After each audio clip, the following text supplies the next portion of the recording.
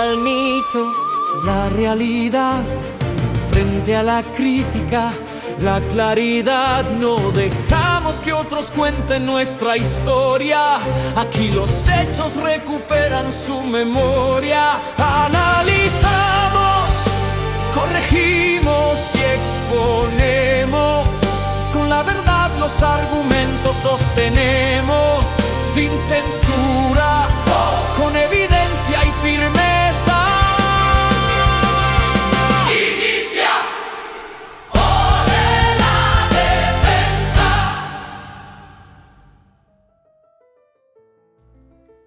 El caso de las planchas de Kinderhook demuestra que José Smith fue un fraude. Bienvenidos a Evidencia Sud sin Fronteras.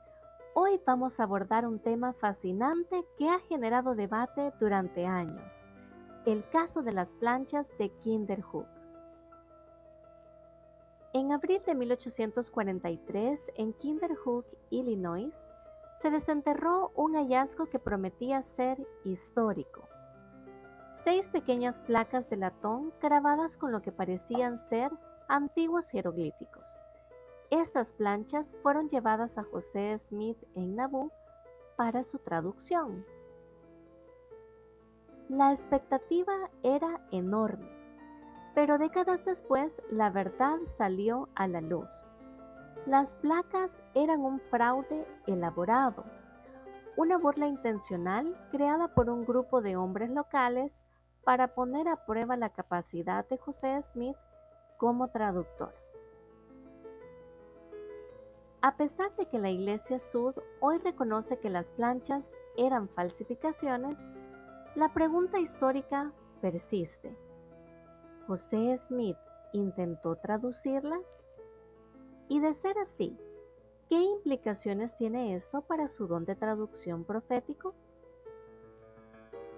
Vamos a analizar la respuesta detallada proporcionada por Fear Mormon a una afirmación crítica, explorando minuciosamente las evidencias de la época.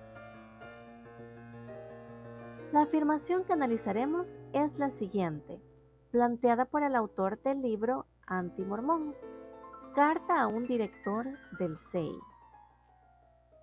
Afirmación: José Smith no pasó la prueba con las planchas de Kinderhook. Fear Mormon responde con una verificación de resultados categórica. Verificación de resultados. El autor ha declarado información errónea o ha malinterpretado sus fuentes. El autor malinterpreta gravemente la evidencia histórica relacionada con las placas de Kinderhook, cometiendo una falacia lógica del argumento de la ignorancia. El autor tiene dificultades para entender el tema y, por lo tanto, asume que éste simplemente carece de validez. Se pretendía que un conjunto de placas pequeñas, grabadas con caracteres de apariencia antigua, se hubiese desenterrado en Kinderhook, Illinois, en abril de 1843. Las placas han sido un enigma. Si bien hay miembros fieles de la Iglesia de Jesucristo de los Santos de los Últimos Días que adoptan diferentes posturas, la mayoría ha concluido que eran falsificaciones. José Smith parece haber tenido las placas en su poder durante unos 5 días.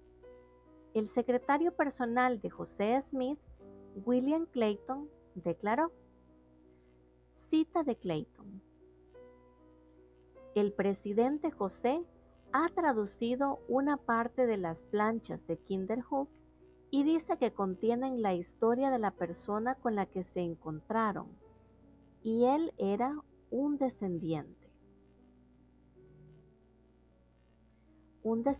de Cam, de la estirpe de Faraón, rey de Egipto, y que recibió su reino a través del gobernante de los cielos y la tierra.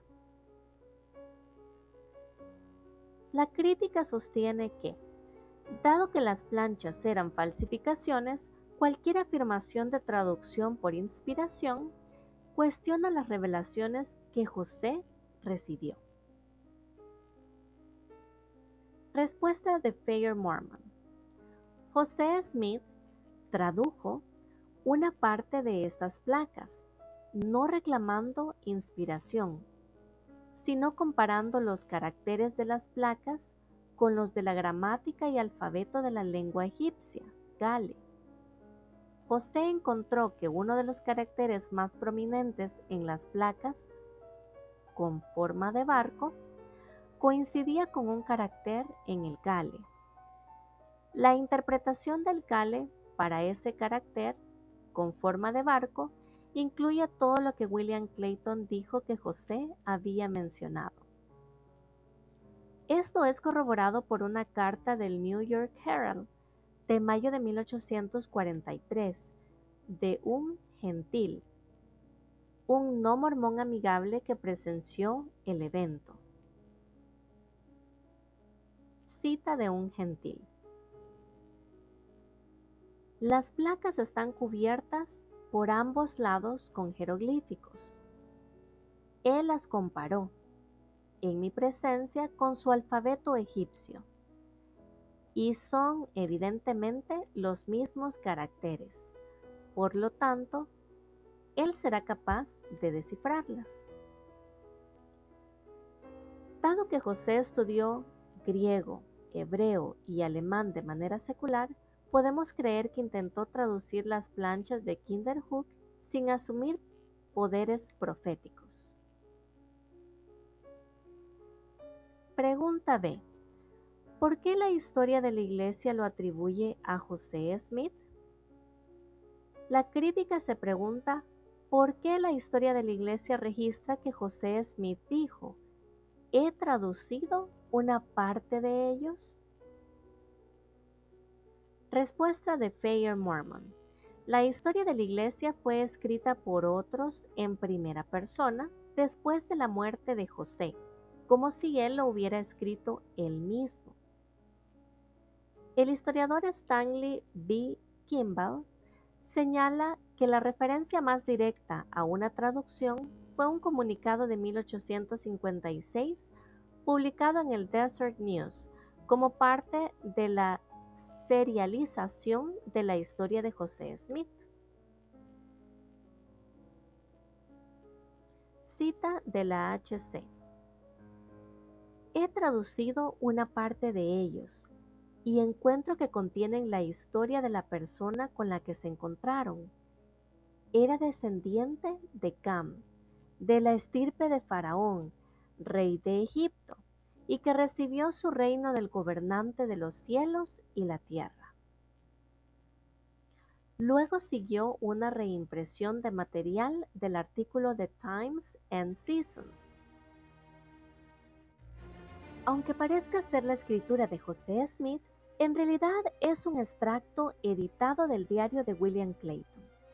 Kimball explica que era común en el siglo XIX que los biógrafos pusieran la narración en primera persona, incluso si el sujeto no había escrito o dicho todas las palabras atribuidas. El extracto de Clayton fue usado de esta manera. Originalmente decía: el presidente J. ha traducido una parte. Pregunta C. ¿José intentó traducir las palabras de Kinderhook? ¿José Smith intentó traducir el contenido de las planchas? Respuesta de Thayer Morman. José Smith intentó traducir un carácter en las placas de Kinderhook emparejándolo con su Gale. Don Bradley presentó evidencia convincente en 2011 de que José Smith sí intentó traducir un carácter. Bradley demostró que el relato de Clayton es confiable y que el carácter prominente de las placas, forma de barco, coincidía con un símbolo en el Gale. El significado asignado a ese símbolo en el Kale apoya la traducción reportada por José, un descendiente de Cam, de la estirpe de Faraón. La conclusión es que el relato de Clayton es exacto.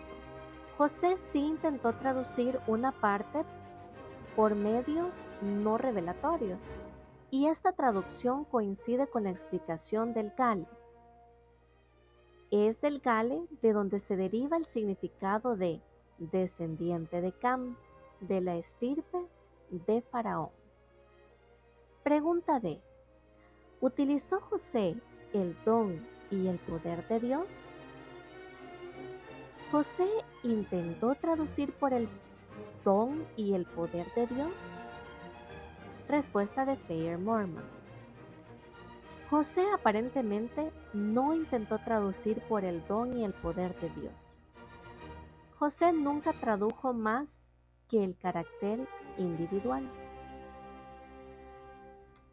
El intento de José de usar el Kale, un documento creado por él y otros, encaja con su deseo de aprender a traducir por medios seculares, dado que solo un único carácter emparejó con el Kale. Fue incapaz de seguir traduciendo las placas fraudulentas. Esto explica por qué no se produjo una traducción completa, ni manualmente ni por revelación. El intento de José de traducir manualmente nos dice que no intentó traducir las planchas utilizando el don y el poder de Dios.